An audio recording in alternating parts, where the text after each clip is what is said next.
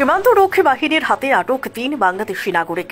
বর্তমানে বাংলাদেশের উত্তপ্ত পরিস্থিতিতে অনেক হিন্দু বাংলাদেশ থেকে দালাল মারফত সীমান্ত পারাপার হয়ে ভারতে প্রবেশ করছে।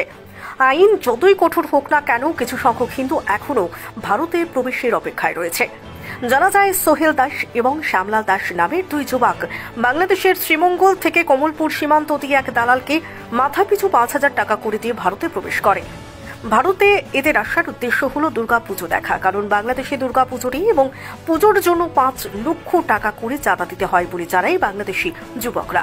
তাই তারা সাফ জানায়, ভারতে পুজো দেখার উদ্দেশ্যেই সোহেল দাস এবং শ্যামলাল দাসরা ভারতের উদ্দেশ্যে পাড়ি দেয়। তাদেরকে ভারতে প্রবেশ করাতে গিয়েছিল বাংলাদেশেরই একই গ্রামের বাসিন্দা, যে 4 বছর পূর্বে ভারতের শিলচরে এসে বাইক মেকানিকের কাজ করে সেই সবুজ দাস।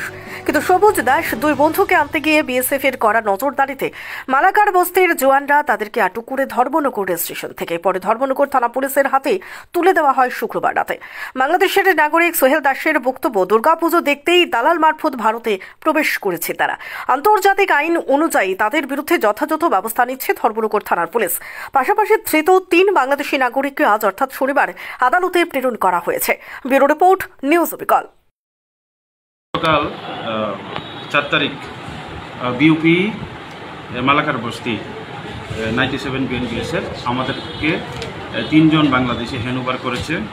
তো অ্যাকর্ডিংলি আমরা পাসপোর্ট এক সেকশনে এফআইআর রেজিস্টার করেছি এবং তদন্তকারী অফিসার আমি নিজে তারা ক্রস করেছি কমলপুর ইন্দো বাংলা বর্ডার দিয়া এবং এখানে ধর্মনগর স্টেশনে বিএসএফের হাতে ওরা আটক হয়েছে আর কি। এরপরে আমাদেরকে হ্যান্ডওভার করেছে।